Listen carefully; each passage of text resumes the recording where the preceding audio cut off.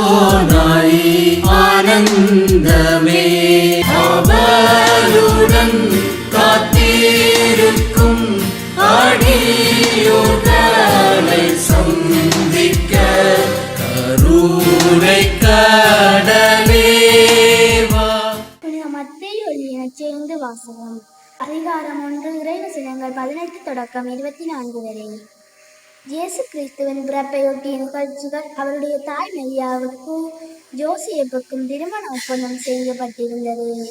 அவர்கள் கூடி வாழும் முன் மரியா கருவுற்றிருந்தது தெரிய வந்தது. அவர் தூய் ஆவியார் கருவுற்றிருந்தார். அவர் கணவர் ஜோசேப்பு நேர்மையாளர்.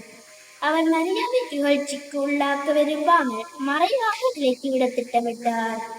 அவர் இவ்வாறு சிந்தித்துக் கொண்டிருக்கும் போது ஆண்டவரின் தூதர் அவருக்கு கனவில் தோன்றி, ஜோசேப்பே, தாவீதின் மகனே, உம் மனைவி மரியாவை ஏற்றுக்கொள்ள அஞ்ச வேண்டாம்.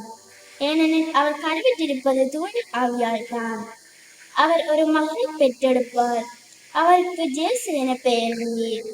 ஏனெனில் அவர் தம் மக்களை அவருடைய பாவங்களிலிருந்து மீட்பார் என்றார்.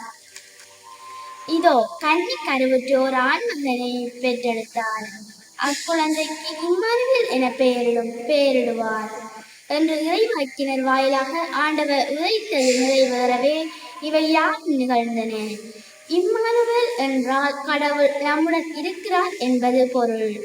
யோசேப்பு தூக்கத்தில் இருந்து விழித்தெழுந்து ஆண்டவரின் தூதர் தமக்கு பணிந்தவாறு தம் மனைவியை ஏற்றுக்கொண்டார். ஆண்டவர் வழங்கும் அருள்வாக்கு. கிறிஸ்துவே உமக்கு புகழ்.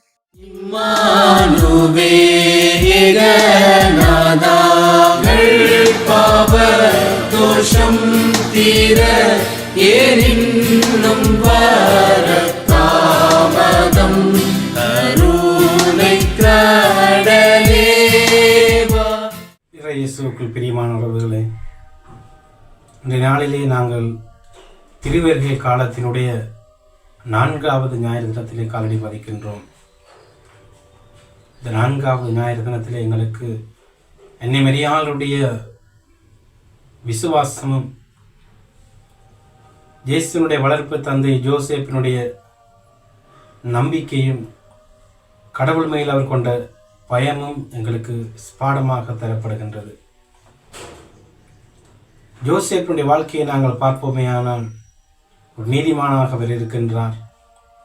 கடவுள் மேல் அதீதமாக பயம் கொண்டவராக, பக்தி கொண்டவராக இருக்கின்றார். அதே வேளையிலே அன்னை மரியாள் ஆண்டவருடைய சித்தத்திற்கு தன்னை முழுமையாக ஒப்படைத்த ஒரு அன்னையாக இருக்கின்றார்.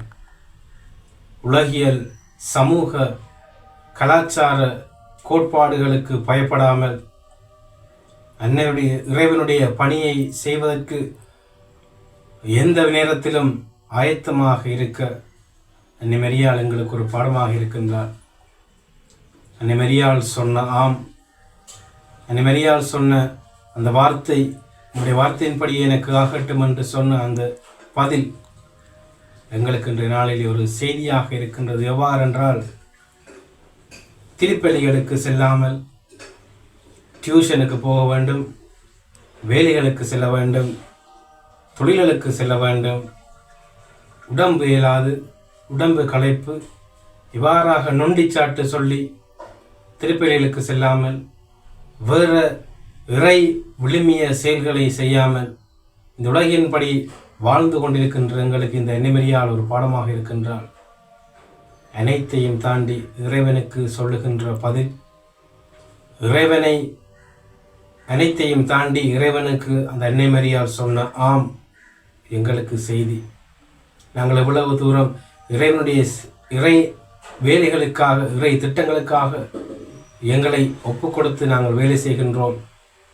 இன்னும் சிறிது காலத்திலே கிறிஸ்துமஸ் விழாவை கொண்டாடவிருக்கின்ற நாங்கள் எங்களுடைய இல்லங்களை அழகுபடுத்தி இருப்போம், புது புது ஆடைகள் வாங்கி இருப்போம், புதிதாக சோடனைகள் வாங்கி நாங்கள் சோடிச்சிருப்போம், கிறிஸ்மஸ் ட்ரீ வச்சிருப்போம், பாலங்கூடு வச்சிருப்போம்.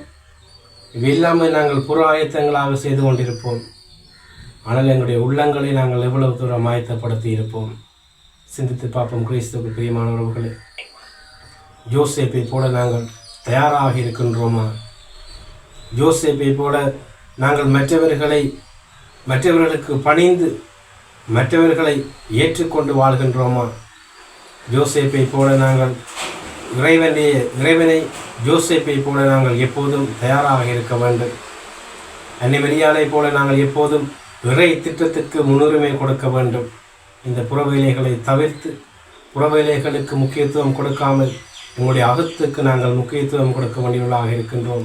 எங்களுடைய உள்ளத்தை நாங்கள் சற்று பார்க்க வேண்டியவர்களாக இருக்கின்றோம். எவ்வளவு தூரம் நாங்கள் ஆயத்தமாக இருக்கின்றோம் இறைவனை எங்களுடைய உள்ளத்திலே வரவேற்க? எவ்வளவு தூரம் நாங்கள் தயாராக இருக்கின்றோம் இறைவனுடைய பணிக்காக நாங்கள் முன்னின்று வேலை செய்ய? ஆகவே இந்த நாளில் நாங்கள் விசேஷமாக மன்றாடுவோம். எங்களையும் தயார் நிலையில் வைத்திருப்பதற்கு, எங்களுடைய உள்ளங்களை ஆயத்தமாக வைத்திருப்பதற்கு, அன்னை மரியாதை போல ஆம் என்று சொல்வதற்கு, ஜோசேப்பை போல இறைவனுக்கு பயந்து இறை திட்டத்தின்படி நாங்கள் வாழ்வதற்கு ஆயத்தமாக இருக்க இந்த நாளில் நாங்கள் விசேஷமாக மன்றாடுவோம், தியானிப்போம். ஆமென்.